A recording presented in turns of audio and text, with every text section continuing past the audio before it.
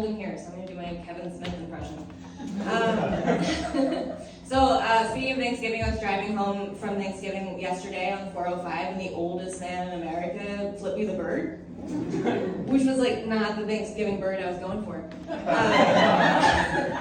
This is a true story though. I was in the fast lane, I was in the left lane, I was going 80 miles an hour, because in California, that's the speed limit for the fast lane. And then a car in the right lane merged into my lane going 65 miles an hour, which is fine as long as you immediately accelerate into the appropriate 80 miles an hour. But he did not. So I just slammed on my brakes and I was like, distracted driver, you know how it goes. So I went to the right and then he went to the right and I was like, oh, maybe he's drunk. So I went to the left and then he went to the left and then stepped on his brakes and almost got in an accident. And I was like, oh my God, how distracted is this driver? And a different car had to swerve so that he went into the right lane, and I'm so nosy. So I was like, I just gotta take a quick peek. I'm thinking it's gonna be like a mom with 6 kids and they're throwing stuff at her, and it's just the oldest man in America, but he was so old he couldn't extend his finger all the way. And I started laughing immediately, because that's like the least threatening white man I've ever seen on the road. Because I was like, I could take you in a fight, for sure.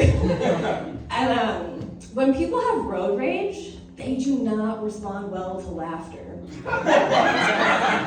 So he went full bird, I start laughing immediately, and then he started screaming into his window. Useless, can't hear it. I started laughing harder because I was like, oh, he's mad, he's not distracted. Am I the villain in this story? No, it's for sure him.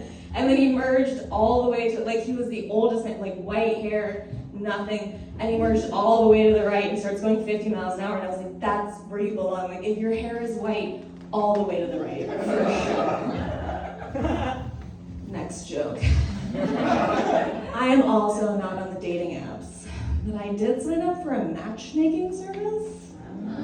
Trying to marry rich, you know? Trying to break into that caste. I'm not from there.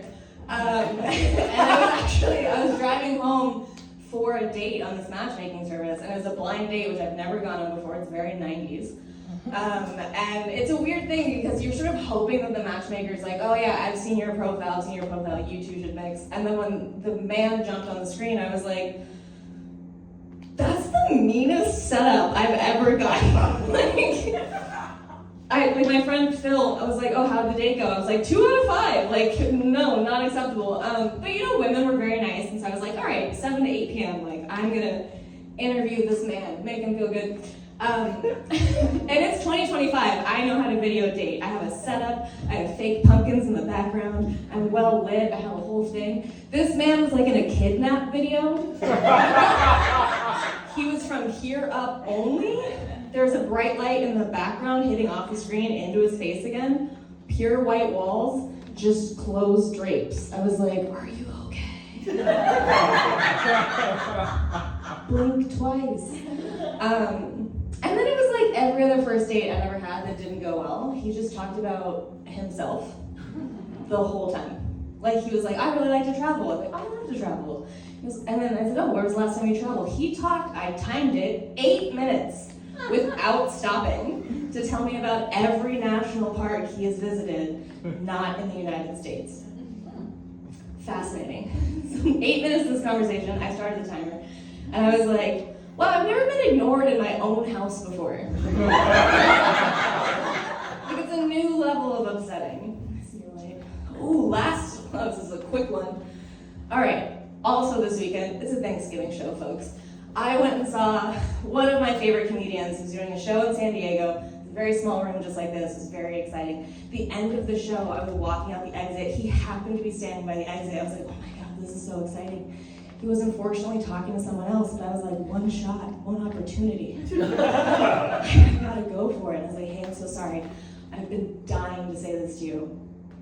You have a typo on your website. It's the title of your own book. Please fix that. Thank you. I love you. Goodbye.